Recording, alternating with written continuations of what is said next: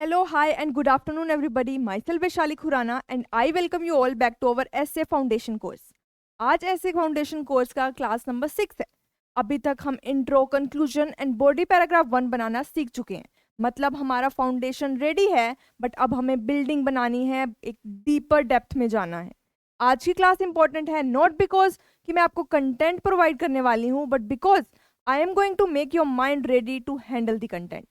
And today I am not going to give you the framework, but rather I am going to make you ready to handle the framework. जिस तरीके से एक king को king बनाने से पहले train किया जाता है, जिस तरीके से एक सोल्जर्स को वेपन देने से पहले ट्रेन किया जाता है, उस तरीके से आज मैं आपके माइंड को रेडी करूंगी, जिससे जब आपको एक फ्रेमवर्क का कंटेंट प्रोवाइड किया जाए तो आप उसे इफेक्टिवली यूज कर पाओ. आप में से बहुत से एक्सपीरियंस जो 5 क्लासेस अटेंड करके 6 क्लास में एंटर किए हैं, कॉन्ग्रेचुलेशन.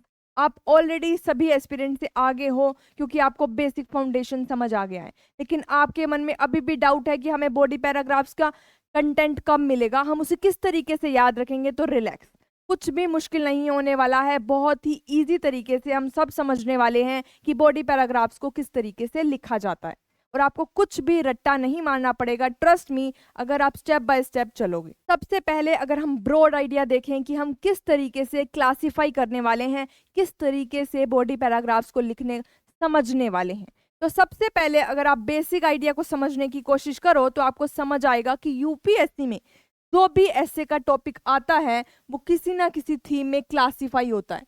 हर एक टॉपिक जो है किसी ना किसी थीम के अंदर आता है. अब वो थीम मीडिया की भी हो सकती है, एजुकेशन की भी हो सकती है, टेक्नोलॉजी की भी हो सकती है, women health and even the governance theme भी हो सकती है. अब आप सोच रहे होगे ये थीम्स क्या है. अब टॉपिक्स तो कितने भी हो सकते हैं जो यूपीएससी पूछ सकता है. फॉर एग्जाम्पल वो आपसे पूछ सकता है a biased media threat to democracy. Even ये पहले पूछा जा चुका है, जो पहला टॉपिक है, एक बायस्ड मीडिया किस तरीके से डेमोक्रेसी के लिए थ्रेट है. वो पूछ सकता है सोशल मीडिया एंड रिस्पॉन्सिबिलिटी के बारे में. वो आपसे पूछ सकता है फेक न्यूज एंड सोसाइटी. आज के टाइम में सोशल मीडिया की वजह से बहुत सी फेक न्यूज फैलती हैं, यहाँ तक कि एआई का यूज करके फेक न्यूज को स्प्रेड किया जाता है, और उसका सोसाइटी पे क्या इंपैक्ट हो सकता है यूपीएससी आपसे पूछ सकता है. वो पूछ सकता है कि मीडिया का क्या रोल है नेशन की बिल्डिंग में, और यहाँ तक कि वो मीडिया एथिक्स भी पूछ सकता है मॉडर्न टाइम्स में. अगर आप देखोगे तो ये डिफरेंट टॉपिक्स हैं, और सिर्फ इतने ही टॉपिक नहीं, बहुत से टॉपिक्स बनाए जा सकते हैं सिर्फ और सिर्फ मीडिया की थीम से. तो इन सब में टॉपिक तो अलग है, लेकिन अगर आप ध्यान से देखोगे थीम एक ही है, जो कि क्या है, मीडिया की थीम. तो हमें समझ आया कि different topic same theme, and every theme has a fixed fundamental principle. Her theme के कुछ फिक्स्ड फंडामेंटल प्रिंसिपल होते हैं. तो हमें क्या करना है, हर थीम को समझना है, और हर थीम के लिए मैं आपको एक अलग डिटेल फंडामेंटल फ्रेमवर्क प्रोवाइड करूंगी. बेसिकली मैं आपको सबसे पहले हम मीडिया थीम को उठाने वाले हैं. ऐसे करके एक एक थीम को हम पिक करेंगे, और हर थीम की मैं आपको एक पीडीएफ दूंगी. वो पीडीएफ 25 से 30 पेजेस की होने वाली है. मीडिया के अंदर क्या रिकमेंडेशंस हो सकती हैं, क्या प्रॉब्लम्स हो सकती हैं, क्या एग्जाम्पल हो सकते हैं, सब कुछ मैं आपको प्रोवाइड करने वाली हूँ. बेसिकली जब आप एग्जाम हॉल में आंसर लिख रहे होगे तो आपको स्क्रैच से कुछ इन्वेंट नहीं करना है. आपको जैसे छोटे बच्चे गेम खेलते हैं वो पजल को जोड़ने वाली, आपको बस वही बच्चे की तरह काम करना है. आपको थीम रिकॉग्नाइज करनी है, और जो मैं पीडीएफ आपको थीम की दूंगी वो आपको पढ़ के जाना है, समझ के जाना है, और उसमें सभी कंटेंट आपको आपके पास प्रोवाइडेड होगा. आपको सेम कंटेंट को असेंबल करना है. अब यहाँ पर आपका रोल शुरू होता है कि आप किस तरीके से असेंबल करोगे. कंटेंट प्रोवाइड मैं आपको करूंगी, असेंबल करना भी मैं आपको सिखाऊंगी. आपको बस एग्जाम हॉल में जाकर थीम रिकॉग्नाइज करनी है, और उस कंटेंट में से बेस्ट कंटेंट उठाना है जो आपके टॉपिक के साथ सबसे ज्यादा रिजेंबल करता होगा. डोंट वरी, मैं आपको जब कंटेंट दिखाऊंगी तो आपको समझ आएगा कि किस तरीके से आप उस कंटेंट को यूज करने वाले हो. लेकिन आज मैं आपको बताने वाली हूं कि किस तरीके से आपको फ्रेमवर्क का यूज करना होता है. ओके, हर थीम के कुछ फंडामेंटल प्रिंसिपल होते हैं, और वो चेंज नहीं होते. आपने एक बार उन फंडामेंटल प्रिंसिपल्स को समझ लिया तो आप कोई भी बॉडी पैराग्राफ लिख सकते हो किसी भी टॉपिक से. किसी भी टॉपिक से, अगर वो सेम थीम से होगा. एक बार आपको थीम के फंडामेंटल प्रिंसिपल समझ आ गए, फिर यूपीएससी उस थीम में से कोई भी टॉपिक दे दे, आप नहीं डरने वाले और आप बहुत आराम से क्या करोगे, टॉपिक में क्या ऐसे को जाके असेंबल कर दोगे, कुछ भी नया इन्वेंट नहीं करोगे। ओके, तो आज की क्लास में हम क्या करने वाले हैं, आज की क्लास में मैं आपको समझाने वाली हूँ कि जो नेक्स्ट क्लास में मैं आपको पहली थीम जो हम पिक करने वाले हैं मीडिया, उसके लिए जब आपको डिटेल्ड कंटेंट प्रोवाइड करूंगी 30 पेज की पीडीएफ, उसे आप कैसे यूज करोगे। उस कंटेंट को देखने के बाद आपके माइंड में ये ना आए कि अरे मैम ने इतना कंटेंट तो मुझे दे दिया, लेकिन मैं इसे यूज कैसे करूंगा, इसको लर्न कैसे करूंगा, इसको मैं ऐसे में यूज कैसे करूंगा। आपके दिमाग में वो कंफ्यूजन ना आए, आप उस कंटेंट को देख के पैनिक ना हो, इसीलिए ये क्लास आज कंडक्ट करी गई है कि आप उस कंटेंट को संभालने के लिए तैयार हो जाओ। जिस तरीके से एक राजा को तैयार किया जाता है रिस्पॉन्सिबिलिटी देने से पहले, उस तरीके से आज ये क्लास आपको तैयार करेगी कि आप उस कंटेंट को जो आपको अगली क्लास में मीडिया थीम के लिए मिलने वाला है, उसको अच्छे से यूज करो और उससे एक अच्छा ऐसे को असेंबल कर पाओ। अब जो दिमाग में आपके क्वेश्चन होगा, जिसकी डिस्कशन है आज मेन, कि how body paragraphs are form, किस तरीके से बॉडी पैराग्राफ्स को बनाया जाता है। बॉडी पैराग्राफ 1 के बाद एवरी पैराग्राफ फॉलोज दी वन सिंगल पैटर्न। कोई 10 या 11 अलग अलग पैटर्न नहीं है जो आपको फॉलो करने होंगे, आपको सिंगल पैटर्न फॉलो करना है। बॉडी पैराग्राफ 1 के बाद जो आप 4 या 5 पैराग्राफ जो आप लिखोगे, उसके लिए आपको सेम पैटर्न यूज करना है। तो आज हम देखेंगे कि आखिर वो पैटर्न क्या है। बेसिकली अगर हम देखें वो फ्रेमवर्क क्या है, तो बेसिकली आपको प्रिंसिपल दिया जाएगा, डायमेंशन दिया जाएगा, कंसर्न, रिकमेंडेशन एंड एग्जाम्पल। आप कहोगे ये मैम क्या बोल रही है। अगर एक मीडिया थीम पिक करी जाएगी, उसके कोई भी जो थीम होती है उसके कुछ फंडामेंटल प्रिंसिपल्स होते हैं, तो हम सबसे पहले क्या करेंगे, उस प्रिंसिपल को पिक करेंगे। डोंट वरी, अभी मैं आपको एक्सप्लेन करूंगी कि प्रिंसिपल क्या होते हैं। Just listen to me carefully, जो मैं अभी बता रही हूँ। हम क्या करेंगे, एक प्रिंसिपल को पिक करेंगे, देन हर प्रिंसिपल का एक डायमेंशन होगा।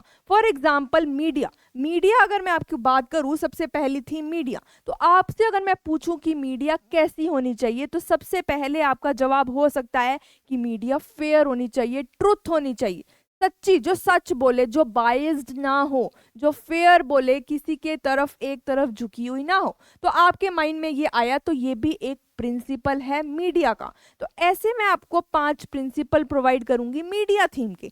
तो आप सबसे पहले एक प्रिंसिपल पिक करोगे, जो आपको टॉपिक दिया जाएगा, जो उस टॉपिक से रिलेटेड प्रिंसिपल होगा उसे पिक करोगे।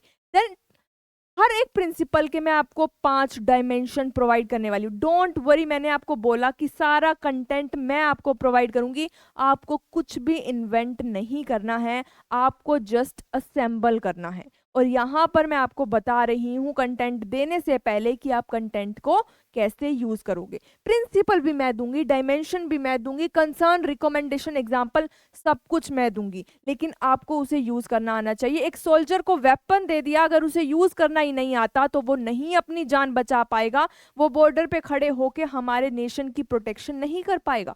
सिर्फ वेपन होना इंपॉर्टेंट नहीं है, उसी तरीके से सिर्फ आपको कंटेंट दे देने से प्रॉब्लम सॉल्व नहीं होती। अगर आपको कंटेंट से ऐसे लिखना नहीं आता, कंटेंट को यूज करना नहीं आता, तो सबसे पहले हम क्या करेंगे, एक प्रिंसिपल को चूज करेंगे जो उस टॉपिक से रिलेटेड हमारा सबसे ज्यादा अलाइन करता होगा। देन उस प्रिंसिपल में एक डायमेंशन को चूज करेंगे। हर थीम की मैं आपको 5 प्रिंसिपल देने वाली हूँ। तो लेट अस सपोज मैंने मीडिया थीम के आपको 5 प्रिंसिपल दे दिए, हर एक प्रिंसिपल के मैं आपको फर्दर 5 डायमेंशन देने वाली हूँ। लाइक मीडिया थीम में हमने एक प्रिंसिपल की बात करी, फेयर होना चाहिए, जो सच बोले ऐसी मीडिया होनी चाहिए। अब इसका एक पॉलिटिकल डायमेंशन भी हो सकता है कि पॉलिटिकली ये कैसे इम्पैक्ट करता है, इसका एक सोशल डायमेंशन भी हो सकता है, इसका एथिकल डायमेंशन भी हो सकता है, इसका टेक्नोलॉजी से रिलेटेड डायमेंशन भी हो सकता है, इसका इकोनॉमिक डायमेंशन भी हो सकता है। तो एक सिंगल प्रिंसिपल के मैं आपको 5 डायमेंशन प्रोवाइड करूंगी और हर डायमेंशन में क्या प्रॉब्लम आती है उसको बताऊंगी, और हर प्रॉब्लम के मैं आपको सॉल्यूशन भी दूंगी, और हर प्रॉब्लम का मैं आपको एग्जाम्पल भी दूंगी। तो आप समझ सकते हो मैं आपको कितना डिटेल्ड कंटेंट प्रोवाइड करने वाली हूँ। 5 प्रिंसिपल और हर प्रिंसिपल के 5 डायमेंशन और हर डायमेंशन के problem, recommendation, example and quotation. आपको बस वहां पर पिक करना है कि इस टॉपिक से रिलेटेड आप कौन सा प्रिंसिपल और कौन सा डायमेंशन चूज करने वाले हो। तो आप क्या करोगे, सबसे पहले एक प्रिंसिपल चूज करोगे, एक डायमेंशन चूज करोगे, फिर आप कंसर्न चूज करोगे कि इस डायमेंशन के साथ क्या प्रॉब्लम है, क्या गलत हो रहा है। उसके बाद आप बताओगे व्हाट शुड बी डन। अगर आप एक ब्यूरोक्रेट आईएएस बनना चाहते हो तो आप सिर्फ प्रॉब्लम बताकर नहीं रुक सकते। एक आईएएस वही है जो प्रॉब्लम बताने के बाद ये बताए कि इसका सॉल्यूशन क्या है, क्या किया जा सकता है, और फिर रियल लाइफ एग्जाम्पल आप प्रोवाइड करोगे जो मैं आपको कंटेंट में प्रोवाइड करने वाली हूँ। तो बेसिकली एक पैराग्राफ आपका तैयार हो जाएगा, ये सिंगल पैराग्राफ आपका तैयार होगा। इस तरीके से हम 5 पैराग्राफ बनाने वाले हैं जिसमें हम अलग अलग 5 डायमेंशन को उठाएंगे, अलग 5 प्रिंसिपल को उठाएंगे, और उसके बेसिस पे जो मैंने आपको रिकमेंडेशन और एग्जाम्पल दिए होंगे आप उसे कंटेंट में से पिक करोगे। आई होप आपको क्लियर होगा किस तरीके से हमारे पैराग्राफ्स बनने वाले हैं। पैराग्राफ अगर जब आप ये प्रिंसिपल, डायमेंशन और ये कंसर्न, रिकमेंडेशन, एग्जाम्पल एक ही पैरा में लिखोगे, एक पैराग्राफ तैयार हो जाएगा। That's it, no drama, no confusion and the paragraph is ready. Okay, अब जो क्वेश्चन आपके दिमाग में आ रहा होगा कि आखिर ये प्रिंसिपल क्या होते हैं, मैम बार बार बोल रही है कि मैं आपको 5 प्रिंसिपल प्रोवाइड करूं। तो अगर हम बात करें प्रिंसिपल के बारे में, now I ask you something. जब आपने वर्ड सुना मीडिया तो आप मुझे बताओ कि आपके दिमाग में क्या आता है कि आइडली एक मीडिया कैसा होना चाहिए। सोचो, I am giving you 10 seconds, आप वीडियो पॉज भी कर सकते हो और सोचो। आप कोई 5 ऐसे ट्रेड्स बताओ जो आपको लगता है कि मीडिया कैसी होनी चाहिए। आप में से बहुत स्टूडेंट्स होंगे जो मुझे कहेंगे मीडिया सबसे पहले कैसी होनी चाहिए, जो सच बोले, ट्रुथ बोले और साथ ही साथ एक्यूरेट बोले, गलत इंफॉर्मेशन नहीं दे। ट्रुथ एंड एक्यूरेसी पहला ट्रेड। दूसरा ट्रेड, सोचो आप मेरे साथ, जितना आप सोचोगे उतना आप बेटर आंसर कर पाओगे।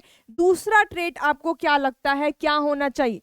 मुझे लगता है दूसरा ट्रेड कोई भी बोलेगा कि इंडिपेंडेंस होनी चाहिए मीडिया के पास। ये नहीं है कि जो गवर्नमेंट रूल कर रही है उसी के फेवर में मीडिया हमेशा बोले। मीडिया जो है गवर्नमेंट से कंप्लीटली इंडिपेंडेंट होनी चाहिए। इसी से तीसरा हमारा निकल के आता है मीडिया फेयर होनी चाहिए और इम्पार्शियल होनी चाहिए, कि एक तरफ पार्शियलिटी ना दिखाए, फेयरनेस एंड इम्पार्शियलिटी।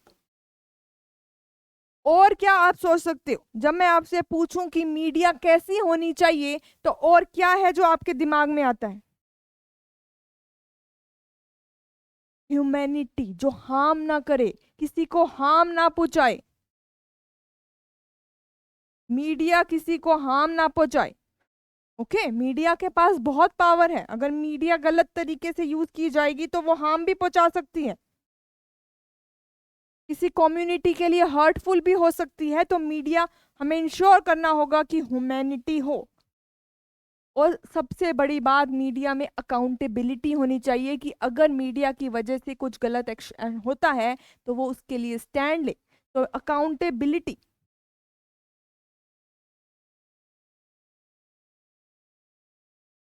अब आप मुझे बताओ क्या मीडिया में ये 5 चीजें होनी चाहिए? Truth and accuracy, independence, fairness and impartiality, humanity and accountability. क्या ये चीजें इंपॉर्टेंट है एक मीडिया के पास होना? आप कहोगे बिल्कुल मैम ये चीजें बिल्कुल जरूरी है, ये कोई रैंडम वर्ड नहीं है, यही है वही 5 प्रिंसिपल जिनकी मैं बात कर रही। जब भी आपको कोई टॉपिक दिया जाएगा आप देखोगे टॉपिक किसके साथ असेंबल कर रहा है, किस प्रिंसिपल की यहाँ पे बात हो रही है। आप एक प्रिंसिपल को पिक करोगे एंड देन उसका political, social, economical, ethical, technological dimension को पिक करोगे और फिर आप कंटेंट में से रिकमेंडेशन भी पिक कर पाओगे, कंसर्न भी पिक कर पाओगे, कोटेशन भी पिक कर पाओगे और एग्जाम्पल को भी पिक कर पाओगे। आई होप आपको क्लियर होगा कि एक ऐसे में क्या प्रिंसिपल होते हैं। अब ये मीडिया के 5 प्रिंसिपल हैं। डोंट वरी, ये आपको डिटेल्ड पीडीएफ मीडिया की आपको प्रोवाइड की जाएगी, जिसमें सभी प्रिंसिपल होंगे, सभी डायमेंशन होंगे। Today I am just explaining you कि आपको जब वो कंटेंट मिलेगा तो आपको उसे देखकर पैनिक नहीं होना है, उसको इफेक्टिवली यूज करना है, क्योंकि वो आपका ही वेपन है। ऐसे के आंसर राइटिंग में वो आपके लिए एक हथियार होगा, उसे चलाना आपको सीखना होगा। तो हमने देखा कि प्रिंसिपल क्या होता है, किस तरीके से हमारा बॉडी का फ्रेमवर्क होगा और किस तरीके से मैं आपको कंटेंट प्रोवाइड करूंगी। अब मैं आपको एक छोटा सा डेमोन्स्ट्रेशन देने वाली हूं कि किस तरीके से ये काम करेगा। एक छोटा टाइनी एग्जांपल, अगर मान लो हम मीडिया का ही एक टॉपिक लेते हैं, a biased media is a threat to democracy. एक बायस्ड मीडिया जो है डेमोक्रेसी के लिए खतरा है। ओके, यहाँ पर हम क्या करने वाले हैं, जब मैं आपको कंटेंट दूंगी उसमें प्रिंसिपल भी होगा, डायमेंशन भी होगा, कंसर्न, रिकमेंडेशन एंड एग्जाम्पल सब कुछ होगा, लेकिन आपको किस तरीके से पिक करना है। जब आप टॉपिक को देखोगे तो आप सोचोगे कि यहाँ पर टॉपिक में किसकी बात हो रही है, मीडिया की बात हो रही है, और मीडिया में डेमोक्रेसी की बात हो रही है। इसका मतलब यहाँ पे पॉलिटिकल एंगल उठाया जा रहा है। अगर पॉलिटिकल एंगल उठाया जा रहा है तो हम क्या करेंगे, पॉलिटिकल डायमेंशन को पिक कर लेंगे। ओके, और यहां से हम क्या करेंगे, हमने देखा 5 प्रिंसिपल हैं, हम पांचों के पांचों प्रिंसिपल को यही यूज करने वाले। हमें किसी एक प्रिंसिपल को और किसी एक डायमेंशन को पिक करना होगा। तो अब यहाँ पे हमने पॉलिटिकल डायमेंशन को पिक कर लिया, और हम कौन से प्रिंसिपल को यूज कर सकते हैं यहाँ पर, हम यहाँ पे ट्रुथ के प्रिंसिपल को यूज कर सकते हैं कि मीडिया को सच बोलना चाहिए, मीडिया को बायस्ड नहीं होना चाहिए, मीडिया को नो मैटर कि कौन सी पार्टी की बात हो रही है, ट्रुथ बोलना होगा। तो हमने कौन सा प्रिंसिपल यूज किया, ट्रुथ का, और डायमेंशन कौन सा यूज किया, पॉलिटिकल। तो ट्रुथ के प्रिंसिपल में हमने पॉलिटिकल डायमेंशन को पिक किया। अब आप अपने आप से पूछोगे कि आइडली क्या होना चाहिए। आइडली तो मीडिया को फैक्ट्स रिपोर्ट करने चाहिए विदाउट बीइंग बायस। चाहे किसी भी पार्टी की वो बात हो, अगर गलत है तो गलत रिपोर्ट करनी चाहिए, अगर सही है तो सही रिपोर्ट, जो भी फैक्ट्स हैं वो रिपोर्ट करने चाहिए। लेकिन हमारा कंसर्न क्या है, हमें पता है सबसे पहले हम प्रिंसिपल देते हैं पैराग्राफ में, फिर डायमेंशन देते हैं, फिर कंसर्न देते हैं कि क्या प्रॉब्लम है। तो आइडली तो फैक्ट्स देने चाहिए, बट अब हम बताएंगे प्रॉब्लम क्या है। प्रॉब्लम यहाँ पर आती है कि मीडिया सेलेक्टिव रिपोर्टिंग करती है, मीडिया को जो रिपोर्ट करना है वही रिपोर्ट करती है और दूसरी बात को नहीं बताती है। मीडिया पॉलिटिकल अलाइनमेंट करती है, किसी एक पार्टी को ज्यादा फेवर करती है, जो कि आइडली नहीं होना चाहिए था। तो ये हमारे कंसर्न है। देन हम क्या कहेंगे, कंसर्न तक तो ठीक है, लेकिन अगर आपको आईएएस बनना है तो आपको एग्जामिनर को दिखाना होगा कि आप एग्जामिनर आईएएस की तरह सोच पा रहे हो। तो आपको रिकमेंडेशन भी देनी होगी कि इस प्रॉब्लम की क्या रिकमेंडेशन है। तो बेसिकली हम कहेंगे कि मीडिया को फैक्ट चेकिंग करनी चाहिए और एडिटोरियल में इंडिपेंडेंस होनी चाहिए। ऐसा नहीं है कि वो एक तरफ की बात करें, इंडिपेंडेंट रिपोर्टिंग होनी चाहिए। और फिर हम देंगे एग्जाम्पल, जैसे कि यहाँ पर हम कैम्ब्रिज एनालिटिकल स्कैंडल का एग्जाम्पल दे सकते हैं, जिन्होंने अपने डेटा में बताया कि किस तरीके से मीडिया जो है वोटिंग को इन्फ्लुएंस कर देती है। तो ये आपको सब कुछ प्रोवाइड किया जाएगा, डोंट वरी। ये कैम्ब्रिज एनालिटिकल स्कैंडल के बारे में आपको नहीं पता, बिल्कुल कोई टेंशन नहीं है। आपको रिकमेंडेशन नहीं पता, बिल्कुल टेंशन नहीं है। ये सब कुछ आपको पीडीएफ में प्रोवाइड किया जाएगा, बट आपको किस तरीके से पिक करना है वो मैं समझा रही हूँ। सभी रिकमेंडेशन, सभी कंसर्न, सभी यहाँ तक कि प्रिंसिपल, डायमेंशन, एग्जाम्पल्स, कोटेशन, सब कुछ प्रोवाइड की जाएगी। But how you are going to pick that, वो यहाँ पर आपको एक्सप्लेन किया जा रहा है।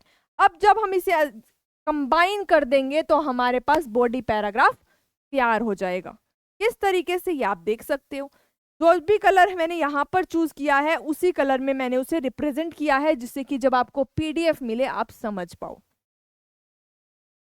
देखो, a democratic society depends on truthful, एक सच्ची इंफॉर्मेशन मिलनी चाहिए और अनबाइज्ड इंफॉर्मेशन मिलनी चाहिए। यहाँ पे सबसे पहली लाइन में मैंने क्या किया, प्रिंसिपल बताया कि मैं ट्रुथ की बात कर रही हूं कि मीडिया कैसी होनी चाहिए। मीडिया का कौन सा प्रिंसिपल मैंने चूज किया? Truthful and unbiased information citizens तक पहुंचनी चाहिए। फिर मैंने क्या किया? मैंने आइडली क्या होना चाहिए ये बताया। ओके, फिर मैंने बताया कि आइडली जो है मीडिया को फैक्ट रिपोर्ट करने चाहिए बिना किसी बायस के। तो मैंने बोला ideally media must report facts. Ideally तो मीडिया को फैक्ट्स रिपोर्ट करने चाहिए विदाउट आइडियोलॉजिकल इन्फ्लुएंस, किसी भी आइडियोलॉजिकल इन्फ्लुएंस के बिना। तो यहाँ पे सेकंड लाइन में, येलो वाली लाइन में मैंने बताया कि आइडली मीडिया को कैसे काम करना चाहिए। फिर ब्लू कलर से मैंने कंसर्न बताया कि लेकिन आइडली वाली सिचुएशन हमारी सोसाइटी में नहीं है, ऐसा सोसाइटी में नहीं देखा जा रहा।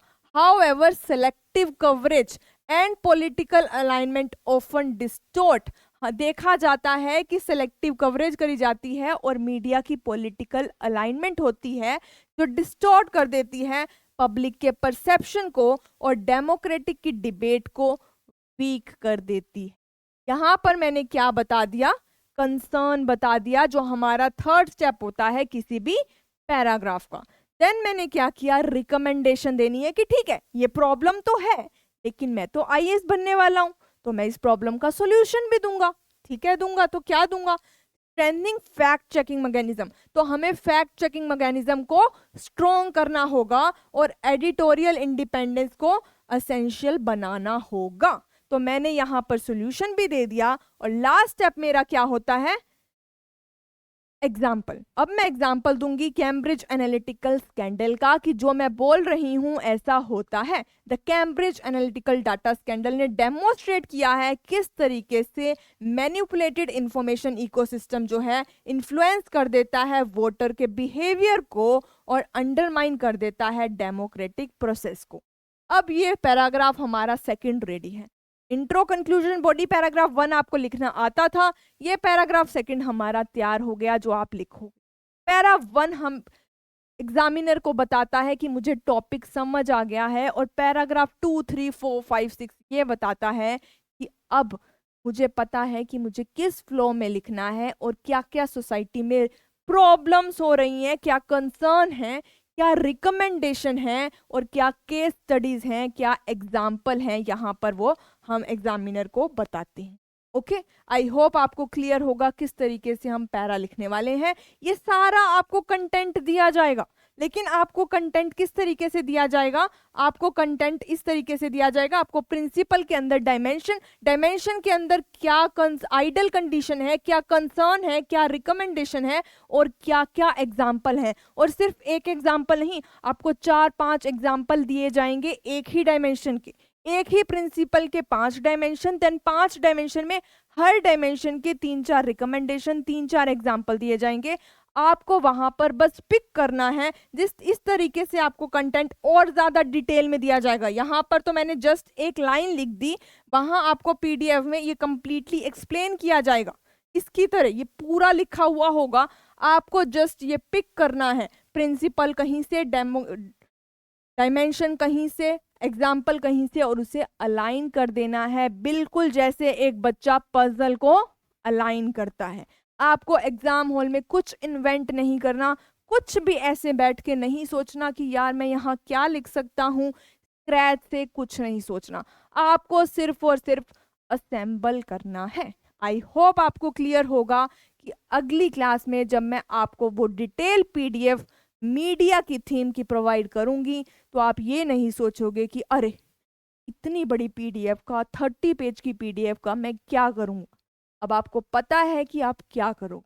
ओके, आप उस पूरी पीडीएफ को अच्छे से पढ़ोगे और समझोगे कि किस प्रिंसिपल को किस डायमेंशन के साथ हम जोड़ सकते हैं। एंड डोंट वरी, हम प्रैक्टिस करेंगे, आपके साथ हूं मैं, आपको बिल्कुल घबराना नहीं।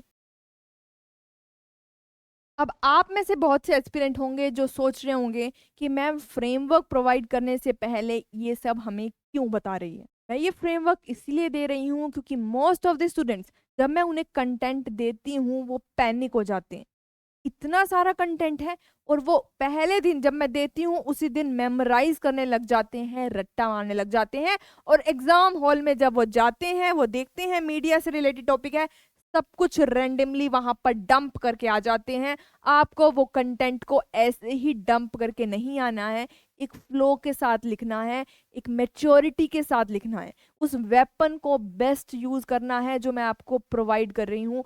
ट्रस्ट मी, जो मैं आपको इस कोर्स में प्रोवाइड कर रही हूँ, जो कंटेंट मैं आपको प्रोवाइड कर रही हूँ, वो आपको कहीं पे भी फ्री ऑफ कॉस्ट नहीं मिलने वाला। All I want in return is कि आप इसका बेस्ट यूज करो। तो आई वॉन्ट कि जब आपको बेस्ट दिया जा रहा है एट नो कॉस्ट, तो आप इतना तो कर ही सकते हो कि उसका अच्छे से यूज करो। और जिस आप मुझे बताओ मैम कि अब मैं ऐसे लिख पा रहा हूँ, मैं इफेक्टिवली उसे यूज कर पा रहा हूँ, जिससे मुझे खुशी हो कि जिसके लिए मैंने इतनी मेहनत करी कि बच्चे इजीली ऐसे लिख पाएं, क्योंकि ये ऐसा पार्ट है जिसमें एस्पिरेंट सबसे ज्यादा स्ट्रगल करते हैं। That's why I decided to cover this today. I am not testing you, I am preparing you, so that when frameworks comes in the next class, you should already know that I will not use everything. I will use the content selectively, will follow the structure, follow the method, principle, dimension, concern, recommendation and example, और आप mechanically लिख पाओ, because mechanical writing under the pressure is very powerful. जब आपको mechanically method पता होगा आपको किस तरीके लिखना है, और एग्जाम हॉल में जब आप प्रेशर के अंडर लिखोगे, ट्रस्ट मी, आप बहुत ही खूबसूरत ऐसे लिख पाओगे अगर आप मैकेनिकल मेथड को फॉलो करोगे। तो जो कुछ कॉमन मिस्टेक्स हैं स्टूडेंट्स करते हैं, वो रैंडम एग्जाम्पल दे देते हैं, कुछ स्ट्रक्चर को फॉलो नहीं करते, प्रॉब्लम बता देते हैं बट पैराग्राफ में सॉल्यूशन नहीं देते, इमोशनल राइटिंग करते हैं। यूपीएससी क्लियरली इसको रिजेक्ट करता है। बहुत से एस्पिरेंट्स सोचते हैं अरे ठीक है मीडिया की थीम है, वहां जाएंगे, जो दिमाग में आएगा लिख देंगे, जो दिमाग में आएगा लिख दोगे तो एग्जामिनर भी आपको वैसे ही मार्क्स देगा जो उसके दिमाग में आएंगे। कुछ अच्छे मार्क्स आपको नहीं मिलने वाले हैं। अगर आपको अच्छे मार्क्स चाहिए, जो कि रैंक डिसाइड करता है ये पेपर आपकी, तो आपको एक स्ट्रक्चर थिंकिंग करनी होगी, एक लॉजिकल फ्लो होना होगा, रियल एग्जांपल्स लिखने होंगे जो मैं आपको कंटेंट में प्रोवाइड करूंगी, सॉल्यूशन ओरिएंटेड पैराग्राफ लिखना होगा। इसीलिए मैंने बोला कि हर पैराग्राफ में आप प्रॉब्लम बताओगे, फिर सॉल्यूशन बताओगे और फिर एक रियल लाइफ का एग्जाम्पल दोगे। जब आप इस तरीके से काम राइटिंग करोगे आपको नंबर मिलेंगे, कोई नहीं रोक सकता आपको यूपीएससी में अच्छा स्कोर करने से। I know some of you are beginner and you are scared of assess.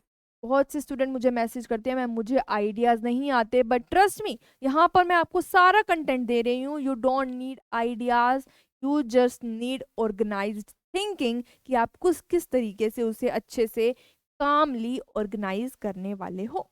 Okay, today I made you ready. Next class में मैं आपको फ्रेमवर्क प्रोवाइड करने वाली हूँ, be ready.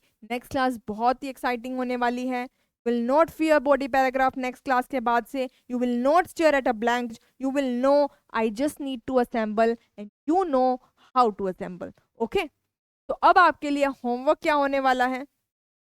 A biased media is a real threat to democracy। इसके body paragraphs आपको अभी नहीं लिखने हैं क्योंकि मैंने अभी आपको फ्रेमवर्क नहीं दिया है, मैंने जस्ट आपको आज तैयार किया है। बेसिकली जिम से पहले जैसे हम वार्म अप करते हैं, आज हमने वही वार्म अप किया है। तो अभी आपको बॉडी पैराग्राफ्स नहीं लिखने हैं क्योंकि मैंने जस्ट आपको बताया है कि आप कैसे लिखोगे जब मैं आपको फ्रेमवर्क प्रोवाइड करूंगी।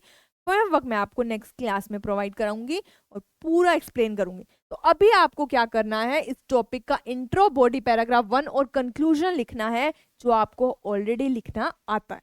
ओके, आप इस टॉपिक का ये लिखोगे और मुझे सबमिट करोगे। व्हाट्सएप पे भी आप सबमिट कर सकते हो 9053215377 पे, या यूट्यूब पे आप कमेंट सेक्शन में भी अपना आंसर मुझे दे सकते हो। I will provide you with the feedback की पीडीएफ आपको व्हाट्सएप ग्रुप और टेलीग्राम चैनल दोनों पे अवेलेबल करा दी जाएगी।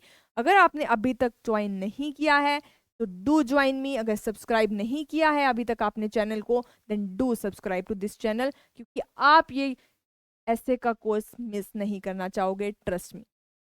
ओके, तो आपको इस नंबर पे पीडीएफ अवेलेबल करा दी जाएगी। टेलीग्राम का लिंक भी आपको व्हाट्सएप पे शेयर कर दिया जाएगा, आप एक बार मुझे मैसेज वहां पर ड्रॉप कर सकते हो। So see you in the next class. Be mentally ready because framework is coming. Till then, take care.